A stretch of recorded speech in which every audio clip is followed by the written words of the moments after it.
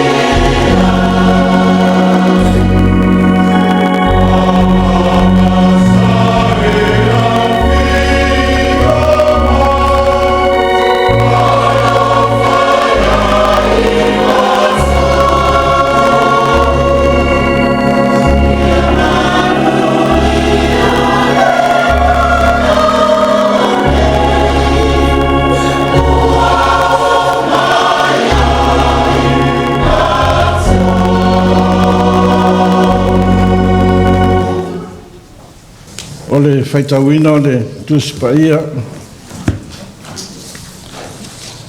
Tusfifiria mo tātou le nei aso.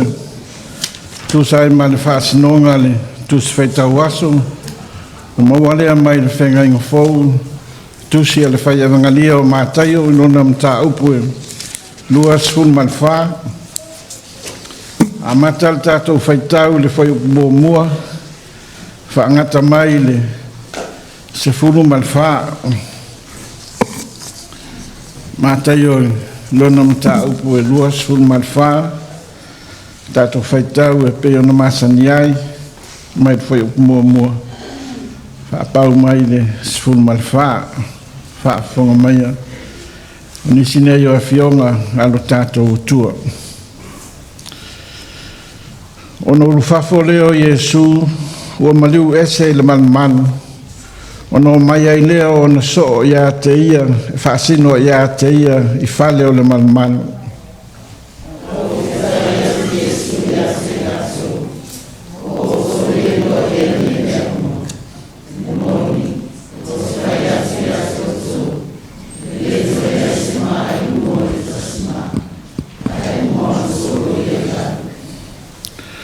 Ua nofo o ia le maungo o olive, o no mai ai lea o le au so ia te ia, ua na o I latou, ua whapea mai.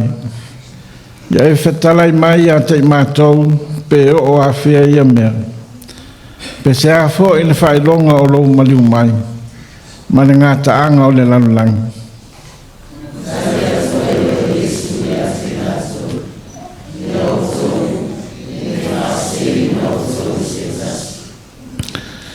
Awa e tō tele e o mai lo ungoa, u whapeane, o au nei o le keriso, la tō te whaasei na fo I tangata e tō tele.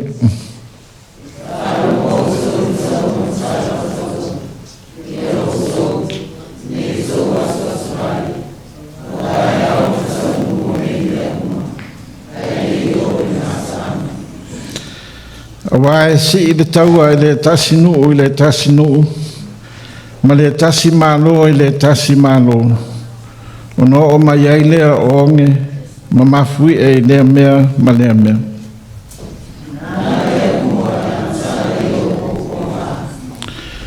Ona lātou tuina tuai lea o tau I le puapua ngā, ma lātou fasiotia o tau, e ino sia foi o tau e no uma o no lo ingoa.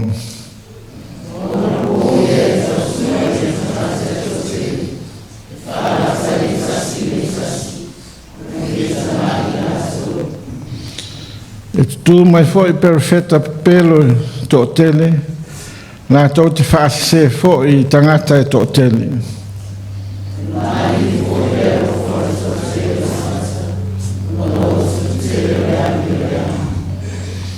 A o le tu mau se i o le ngata anga. E whaola ina leo.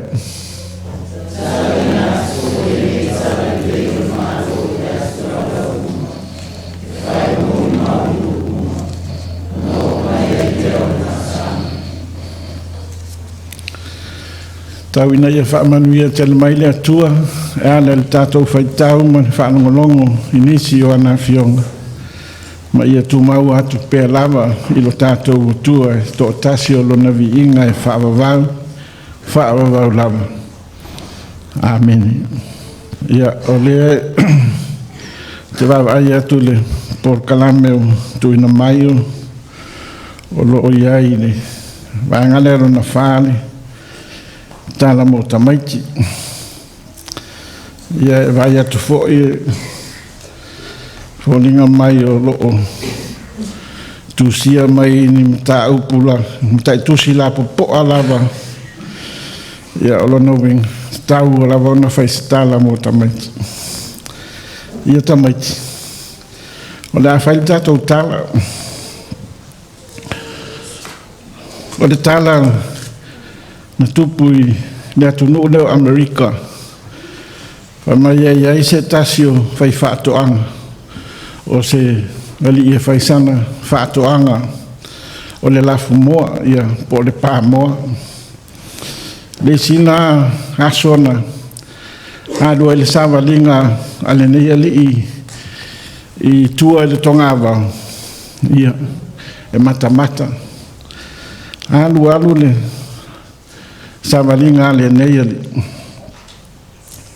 mamau ai tua le me o lana savalinga I lalo au vai mong ai te o tau atu le I le tamai manu tangi mai lalo le la au ai vai atu le ia te pe os tamai mo fo le fo lingo le man ia sangolo le ali ile o mai ia walu mai I lona fale ia alu atu loa I le meo lo ia ilan pamo latu loa tu I le meo lo ia ile matua moa malan whanau la iti fo te peo te mai moa le ia ona whapena I lava leo whea no lua ia le matua moa ma whetoso a inan whanau le ia anu luau tupu I fo ia te mai moa ia ma ua whapena ona la popo ia ai le siaso na ai fe o ai ane matua mo malan whanau masu ani lato me ai lalo ai te o felele ane mo ai to lato ai to na tu nungol la au talani o le meo lo iai le fale o le to ina le ia ai whapena ona tangi le ai to tau loa la esta mai te loa le tangi al manu nei o le ai to ia le nala whaasinoa atu ia o tau le tangi al manu nei o le ai to o le a tangi le ai to e matua le hotele a mamau anu ngale me le wani monimo e lele ai atang e la ngona le atu I lalo le lau ele le tangi ala aeto whapenale le tangi ala aeto tangi lo la aeto ai tilo ai la le manu le ana whewhewai matamai mua ai te ia o tangi man manu da tai peia le tangi ala aeto ia o tupu lava ia manu nei se ia o ina matua ava ia to fai fato ia o ese lava o telefo ana man ia o foringa mai lava pe se aeto ia o le siaso wa to felele ia ne aeto maftangi sifo ia ona fa pero le ona lele ai lunga aeto le ia ma hapena ona felele fatasi ma aeto ia ma o ese atu ai lava I lungo le vani monimo ia ma o ai lunga wa aeto no foi lungo le me ma o lunga le tumtumu monga ia aeto o ai lava na o le matua mo malan fana ia na tilu fa pe lunga o fia felele ia tu malato ia ai le mafai ngata ia mo ai lalo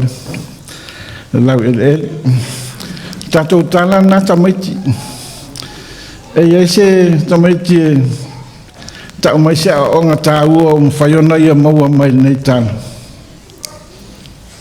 Tamaiti e se Tamaiti ti mo se o ngata o tato tala ia lele ole awa o ngata o mau mai le I le tala le ia o tatou umana o aeto tatou e o tatou ni tamai moa wana ele ngata ia tatou le tatou o langa nei na ona sua lava ma sa eu palama sa ili ia manuia la langa nei ia o umona saunia le atua le luna malo le lang I le ola e whaava ia e whapena ona tātou whelelei atua ia ma tātou mafuta e whaatasi ma le atua i leona e whaavavau o le whiau tāua le nā e mwhai ona tātou maua mai le Tala ne Tamaiti o le alawa le maulalo o le tūlanga o lo e iai o le afo i lo whaatau waa ia pe te leiloa se mea ia e whai e te mafuta i le atua le talo ia ma e tō anga e whai tau le tuspa ia ma awa awa ia e whapena ona poha i me le atua le poto ma le atamai ia te oi ia e me whai e ona e ausia ia nisi a duenga le leim ia mani si tūlanga ia whae i nā ilo wona tau ma whai le aonga ia me se foi tonu a inga o le malo ia ma so se ngā luenga lama tātou te whia tau ma whai iai o le whea ta ua lea mo tātou le whanau ia manuia tele o tau ia o onga o le neiva yaso ia manuia tele o Yesu o le tātou tue pese le pese sfulma le lua le vinga o le atua o le tātou pese ai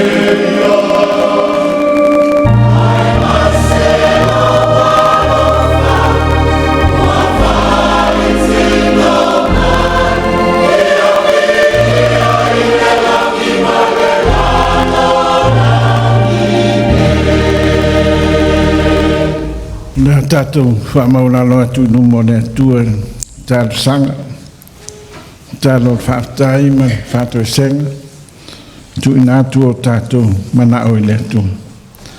Si o tātou wifo, ma te tālo le atu.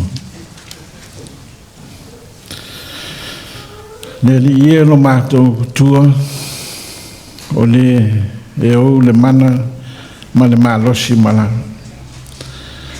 O le atua la ua fio o le na fofoaina le nei lalo langi ma mea umalawa i le amatanga. E o lava i le tangata awa o le pale ali i lea o au ngā luenga mamana. O le menea e au ai i mea uma o lau fofoanga ma tangata o na vivi ima whaane ne atu i lau ufia. Le nganga foi lea o poto mai ai lo nuu malau kāre sia nei. Mātou te vivi ima tāpua i atu i lau ufia. Mātou sulaina lo walofa ma lo wanga le lei le mawai i ate mātou i le aso ma le vai aso. Ma se foi le nei tae au whai ona mātou whailoa ima lau kāre sia nei tamā matina huso ma tu whawhine ma whānau. Sa mātou wala i le tele o tausanga ai whawhtai lo alofa ua toi whaatasia ai le nei tae au. Whawhtai le atua o manuia pēr lau kāre sia nei lau au onga tamā ma le tina o le ngā luenga ma le nofo ahalo lau e kāre sia tamā ma tina mātua e o lava i le whanawiti sunga i a o ma a fionga i te akono wharetua ma tausi le loa le nei e kāre sia i le au mautofi tupulanga talavou le au ngā sā e o lava i le whanawiti o mātou tau ainga fōi o ma au mea mai o ma whai ona mātou whai tapo ainga whātasi le nei tae au whātai le atua i lo walofa tau si mai i le nawa i aso awa ua whātau nuina i le manuia fuafuanga o whiau mga luenga sa whianga iai o lava singa ale tangata malana i lona ainga whale whai ngā luenga ma whale a oma company ma pisinisi ma whala potonga ia e o lava tonu o lau i kālesia whaaftai le atua le ola malmalosi wai au mai tāleni maanga whaau e whaoloina ai i mātou. Mai se o au mea lofa i tino whaulai i lo mātou wona. Ma whai e ona mātou ngā rurue tau sia ātia e āinga o nu. O le nei atu nu e a mai se o lau ngā rue. Whaaftai le atua ia mea malawa ue iau whaamanianga e tele o e saa mai i lo mātou wona ia ua mātou wona fia ma manui ai le nei atunu o e mātou nofo ma au ma wai whaaftai o ua le ngata ai New Zealand nei au whapea foi nu utua oi o le nei wasa ia mai se o mātou watu nu o Samoa o mātou maua pēr Tala fia o manuia pēr anai o mātou ainga o lo o whaamuri mai ma tāpua i mai ia o mātou wala ai whaaftai no mātou utua i whiau mga luenga o e tofi ai no mātou wola e le ngata i le malo ma company ma bisinisi ia hapea fo i lau e kālesia. Mātou maua fo'i au whaamarianga I tene o ana se mai e le ngata tonu o le nei maafutanga ia so se mea lava o mātou ia. Whaafutai I lau whaamarolonga ia malau puipuinga I lo mātou wola le aso ma le aso wa e whengai pia I mātou whaalawe tupu a maisi o whaama a whaafutai lo walofa I lo la fau ma le malosi whaafauina ia ua mātou mawai pia maafutanga fia e le ngata ia ainga ia whaapea fo I lau e kādesia. Whaaftai lo mātou tua e lau tuspaia ua mātou whaitau ma whaalongo ai le nei tae au. Ia vea pea le whai masulu. Whaamana mai nai o mātou wana. Lo nganga pa ia fo I o lo mātou sosoan sili teimi umalama. Ia maisi o teimi vai ai na tangata. Sinsili o mātou lotu whaaftai. Nenga taulanga tutasin e saunia e ala ia Yesu Keriso. Lona soifua mama na ofo atoa mai. Tongi o laina ai le lanlangi akasana. Lea foi ua mātou mauai leo la fau. Ina ua mātou talia oia e le whātua tua ma le sala momon. Ia ma mātou whaialo whinangano pe ona e au mai. Tu maua tua I la ua fio lo mātou tua o le viinga, le whaamanu, ma le whaanetanga, ma le pule au malanga. Nei whaavavau lawa. Aua mātou whaatoese lo mātou tua le nei tae au. Aua e leo lilo lava I o luma o mātou tangata. Te le manoano o mātou se mangasala I o luma. Le mawhai o na mātou whaamalau ina atu. Ai whaafutai lo mātou tua I lo walofa. Na e awina mai ai Yesu Keriso I nei lalolangi. Maliu whaalawa au I le sātau. Tongi o leina ai I o mātou wangasala o malama. Whai ai o na mātou tua maua le maafutanga whaatasi malau o fio le ngata I le nei ola. Ia o leo lai whaava. Tu maua tua I la ua fio o lo mātou tua o le viinga. Le whaamanu ma le whaanetanga ma le pule au malama e whaava. Ua mātou tāno lo mātou tua le nei tae au. Ua roa nei sinafia o mātou tangata. O I mātou lava se whanau fia whaimanuia. Whaamanuia mai la ua fio lo nuu malau e kāresia nei. I lau au auna, whaifi au ma le whaitua, ma le nofo ano. Lau au whainga nuenga, sunga I au hao. Fionga te akono, whaitua ma tausi. Whapea foi, au mautofi. Tu pulanga talavau, na onga sa. Ia e o lava na ia mātou whanawiti. Whailele ma pepe fo. Tālo le mātou utua mō lau whaamanianga. Ile nei vai aso. A mātou angatuai a mātou whiau mga adwenga a wa onga. Fo hai dola ma le malos, ile ngata I tino le mawhauwhau. Ia mese fo I o au mea lofa.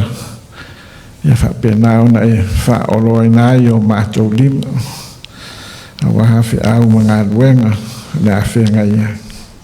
Whamanuia na ia mātou whanau. Ino nātou wona o oina. Nātou maua ne poto ma le malos. O le mawhauwhau. Ia maise. Ia hapea o na lātou tutupu ae. Ia mātatau I la ua fio ma ia whaialo whinangano. Ia e manu ia ai no lātou wona. Mātou manatua I lātou uma o lo whaatau tolia I mai mangasangase o tino. I le ngata tonu ainga e whapea foi ma o tangasangase.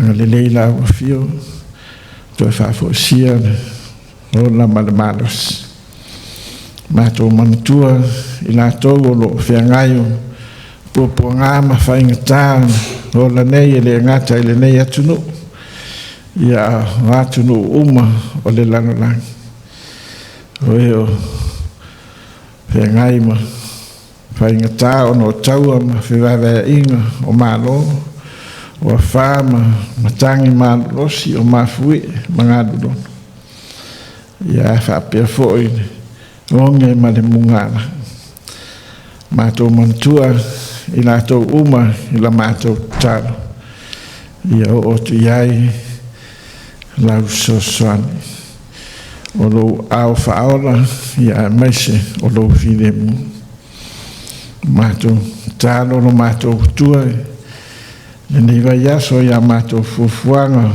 fe au Maugakiekie fa manuia mai la fio ma sosani ma ia tau no wa ila manuia me uma ale lo fatasma talo mato tua mato manatua foi se o mato watunu o Samoa ia na fainga malo ia o lo avea mo mato ta ia fa manuia la fio ia la to mato talo foi mo la kalesia ia mai se o la tala lei na luatu o lau tala lei le ngata le nei atunu ua le lalolangi atua ia whaamanaina e la uafio le ngā luenga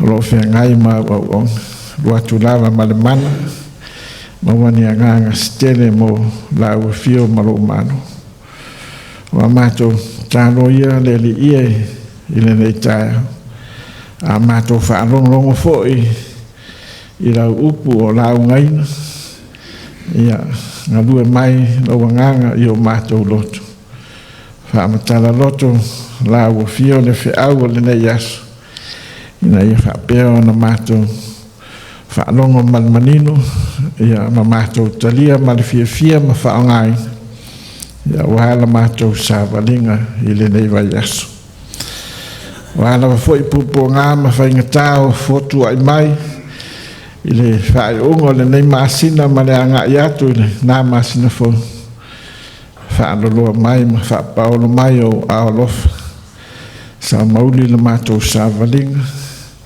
ia mauli atu le nā maasina fo le manuia ia whaatele ina i pēr le vi inga o la wafio nisi o a mātou tāno whaatase ma tālo lilo le loto o tangata lava ia ua mātou lafo ai atu le li ia whaia pēra lo finangana awa lava ono o lo mātou whaatau ana ono Yesu Kariso wana tuai la mātou tāno. Amen.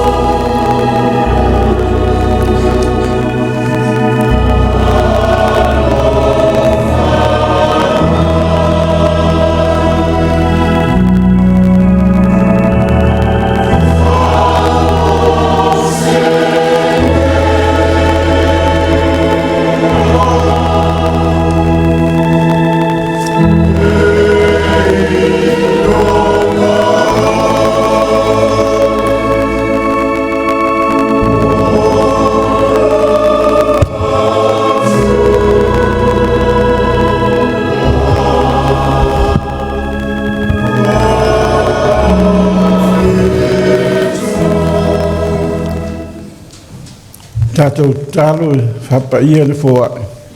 Si o tātou ifo matau. O lawa fio lava le li ia no mātou tua. Na whaia le taulanga sili o na le lei mātou toa. Ana le soifua o lo walapele to tasi. Nisi o le tele o lo walofa sa mai i lo mātou wona. O mātou awina se vaenga o tupe ma o whainatu whaatasi ma o mātou tangata. La mātou tālo le li ia se ia e talia mai e whapaia ma whamanuia. Ma whaongaina so se tu o lau ngā duenga te whina ngaloa.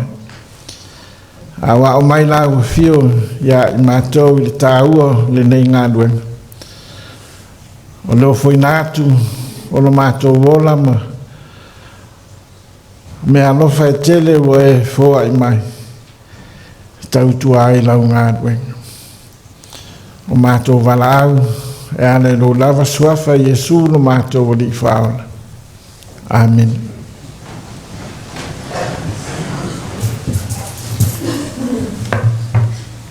O lea tātou toi pipese vingo ne tua il pese se lau tolus fulmalfa.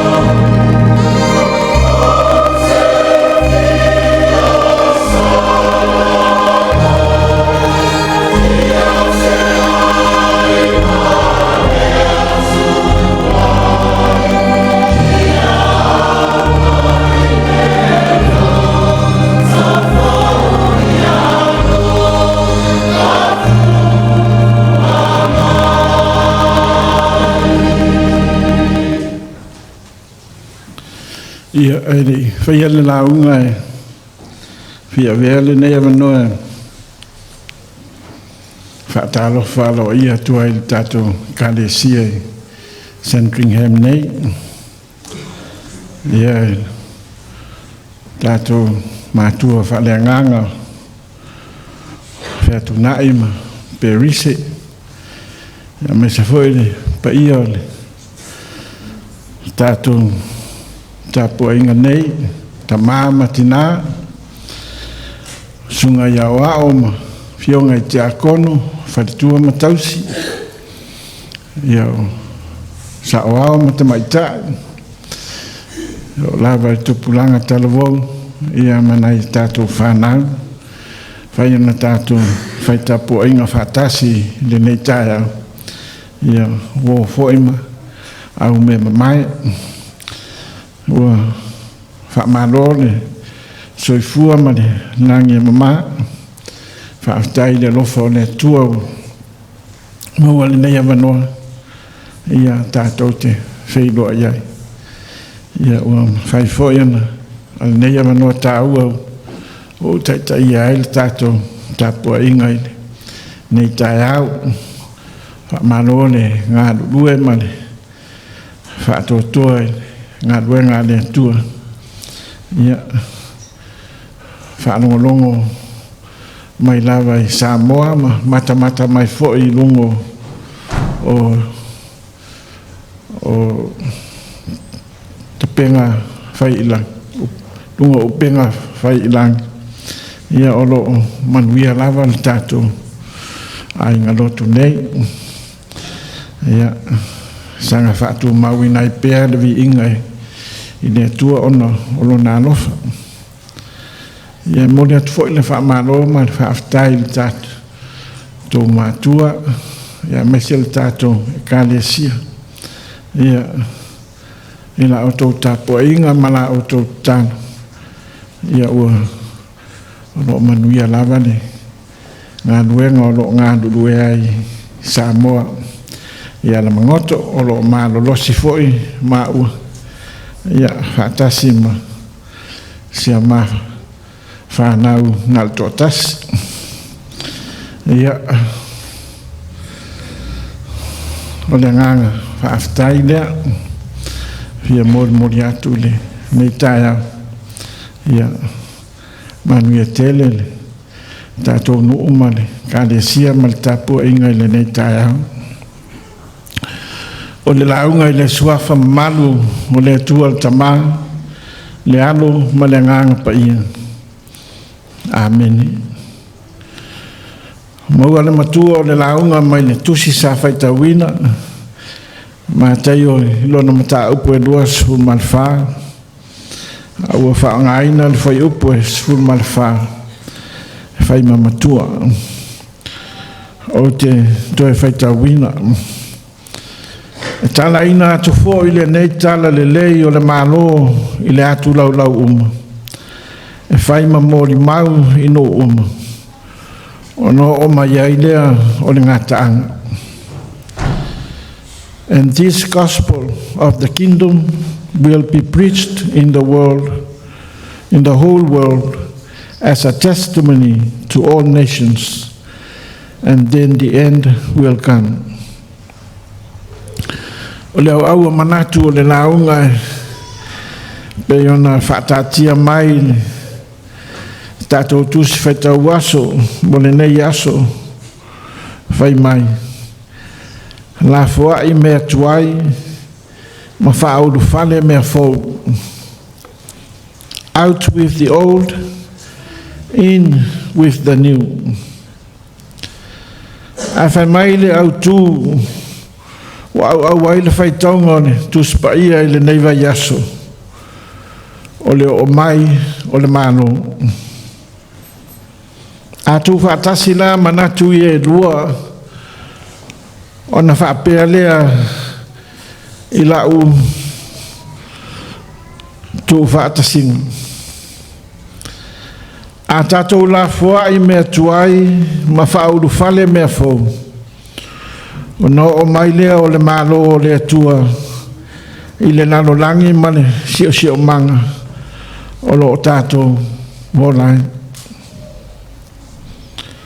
mai upo waloanga a Yesu iona so. Pe iona tātou whaalongo ai le nei taia. E si taua le tasi nuu i le tasi nuu. Ma le tasi malo i le tasi malo.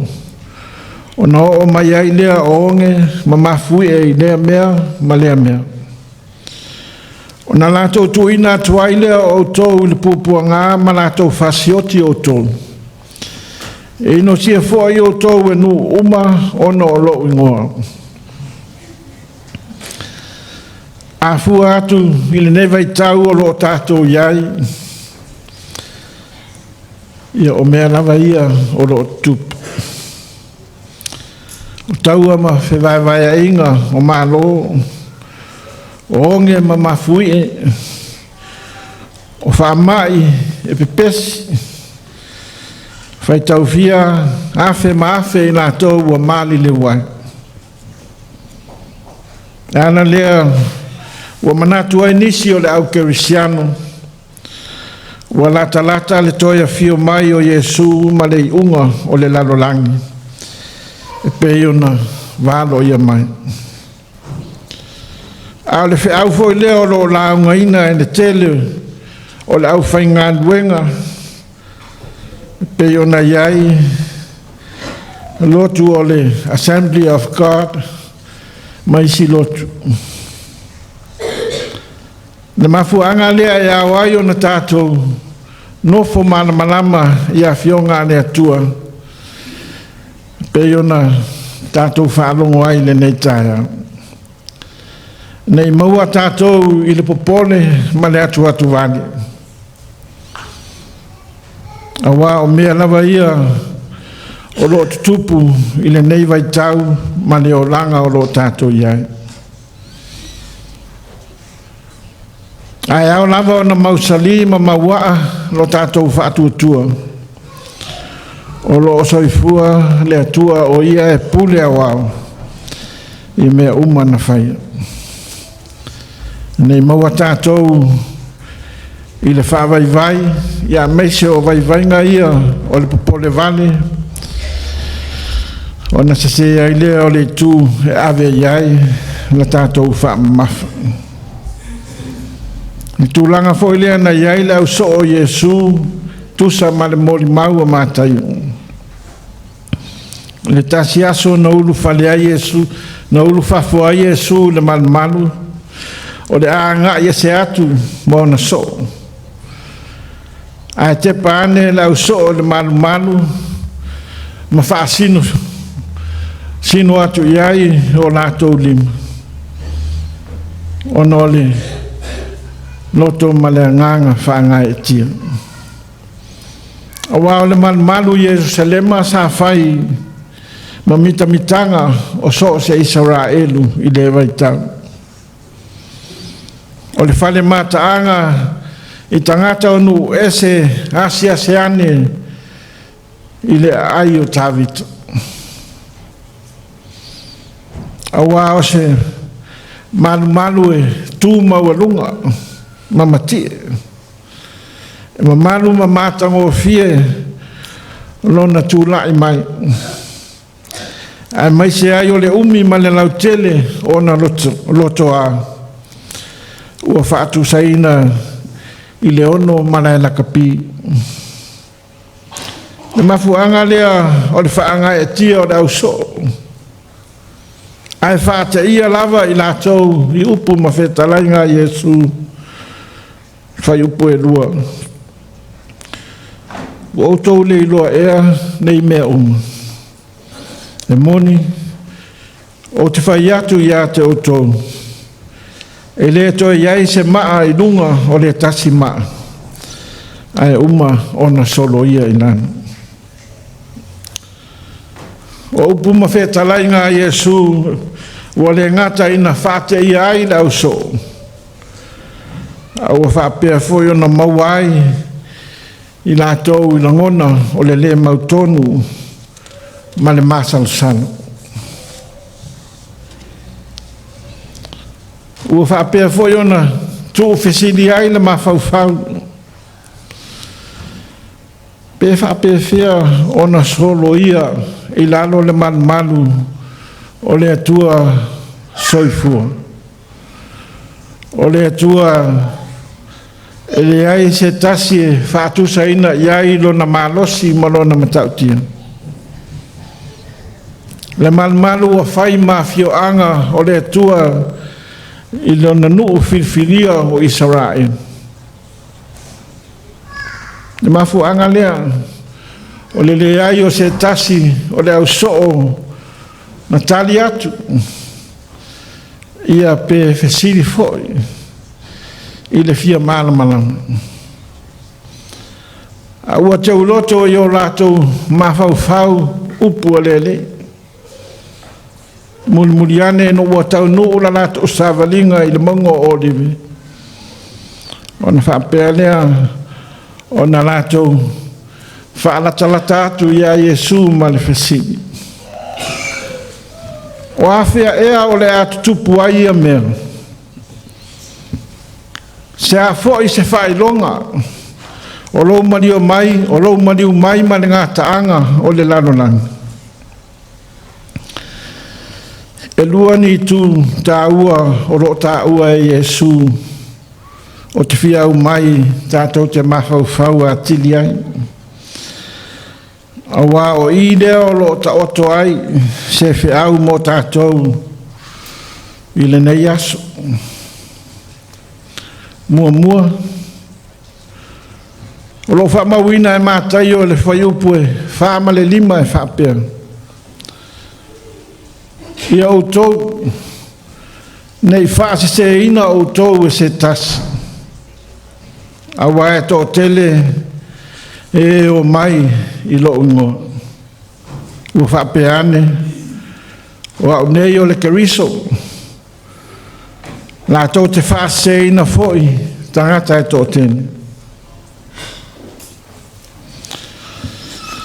Te leto e tau whaamatala I nātu ne tūlanga o lo tātou iai I le nei vai tau. I le tō tele o le au tau whaasasi ia ma le au tau whaavalea. Po whea lava le vaenga e te angai atu iai.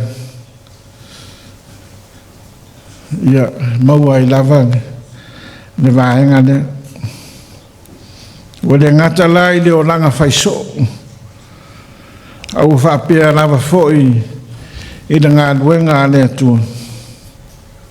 O lava I le tuspaia. O whapea nā ona whaasese e nisi. Tau tala lava ma le awai le au whai ngā luenga. Roi o lo la o ngaina le upua le atua. Ai ai lato ua sise lava I sini le tu ave iai la lato whaamamafa. O mate le lava I le whaale tino ai titi le whaale ngā. Ua saili ai manuia I le ngā nuenga. O tele lava I na whaamua ni tangata. Ai whaamulmuli le atua malona whinangana. La tau ia o lo tā ua tu stala o le whengainga tuai o perofeta pelo. Ia po Tala inga se le whengainga fau. E longo fie lava la tau nei. Ua whai mai le upu. E I loa lava le la au I ona fua. Ese mamao lava le upu la tau te fola atu. Ia male o langa o loo iai. La tau ia o loo leo loo fautua mai iai lo tātou wali. Ia tātou alo e se ai. Ia nei maua ai tātou ia lato mai lei. Lona rua vaenga o te whia whaatauaina e tusa male talia Yesu I ona so. o lo fa mawina matai o le fai upu e valu e fa pea a tutupu mea ia o le amatanga leo pupuanga a fai e te tanga iane i le lo minga i le ngangana fa peretania pe a maua so taimi o lo fa mawina ai fa pea. All these are the beginning of the birth pains. Lotu silafia ti ngā e o iaire tina o le a whanau lan tamu. O te le toi, o te le iloa whamatala ua, o te le io ai. A le winga o le whamatalanga. O ti ngā e le mawhai o na alofia e se tina. Ai ngalo uma ia ti ngā ina ua sapaia lana tama i ona lima. Whapena ti ngā e o iai tangata o le ekalesia i le toia fio mai o Yesu male ngā taanga o le lalolangi. E ui lava ina whainga tā, ai le mawhai o na tātou arofia. Ono nauinga, ia tātou ono sa. Tātou talia ma le loto whaafitai. Au wā o mea lama fo ia sa afitai iai ma le tātou wali o Yesu. A o iai i le nei lalolangi, i lana ngā ruenga whaola i le nei lalolangi.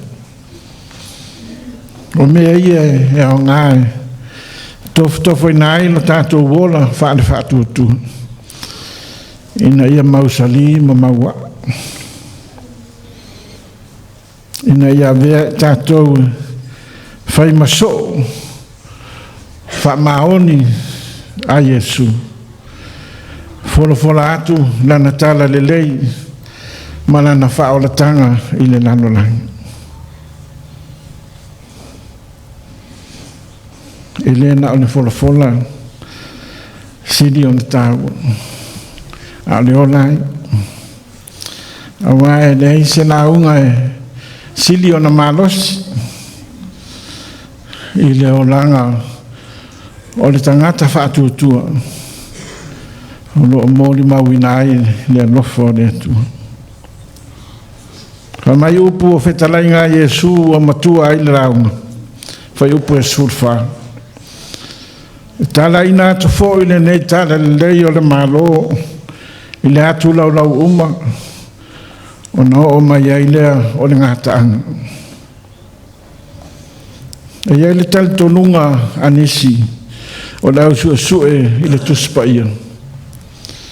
E lea mawhai o nā fio mai Yesu ilo nā fio whaalua mai. Se longa ua so.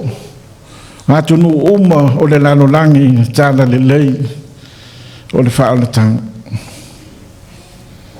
Le aunga foi leo upu o talo a Yesu.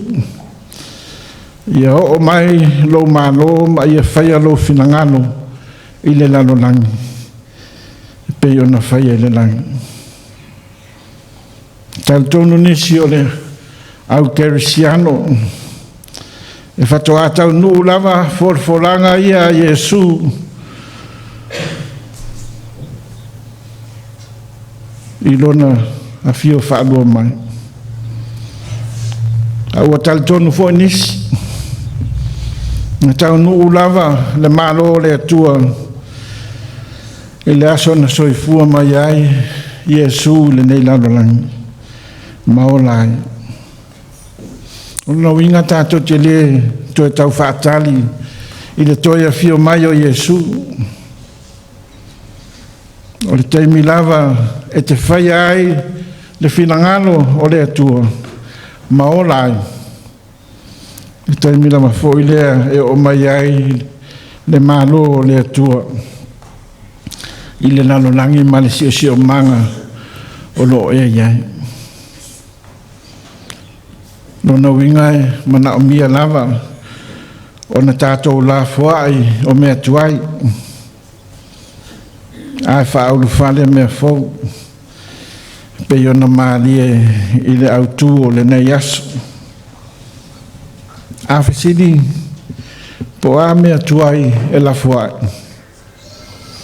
o le tali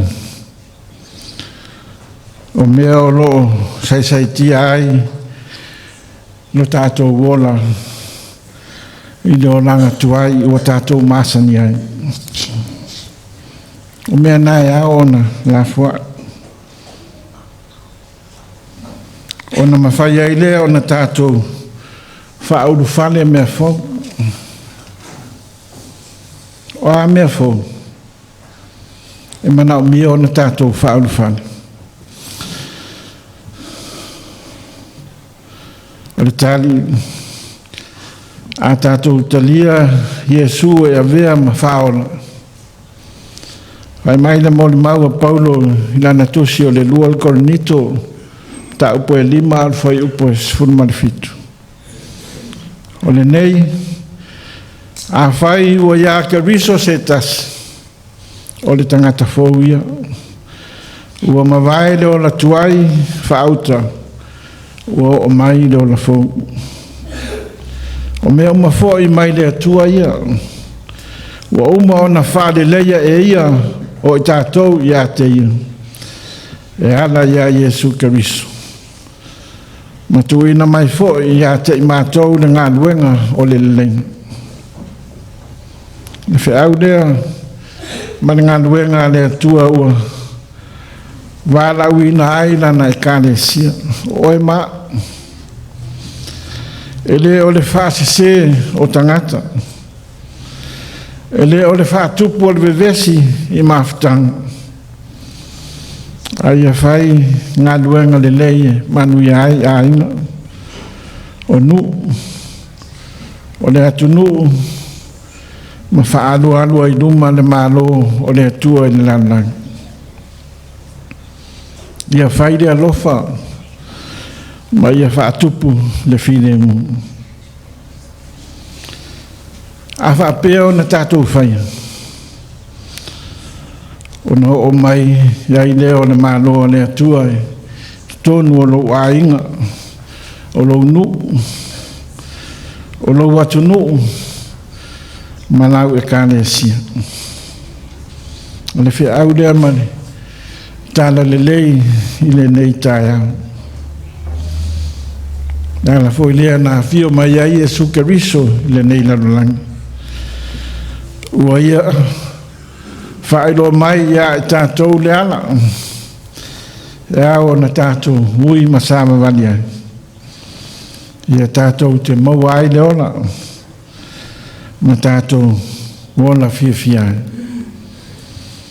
Tu mau atu lava pea le viinga i lo tātou o tua. Iesu Keriso o lo tātou wali nei e whaavavau lava. Amen. O le tātou to pese i le pese whae o le pese se laus fulmalwha se laus fulwha le pese o le tātou pese ai.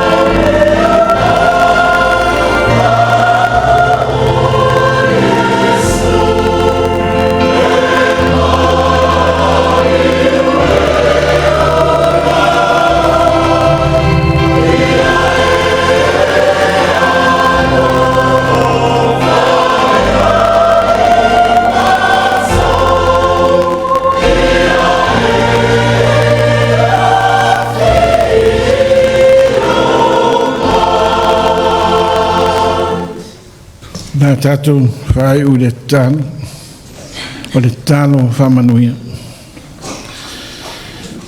Tuma maia i o mātou nunga o manei, nunga o le nei atu noo, ma tangata uma o le lanolangi, le manuia o la wafio le atua o tama.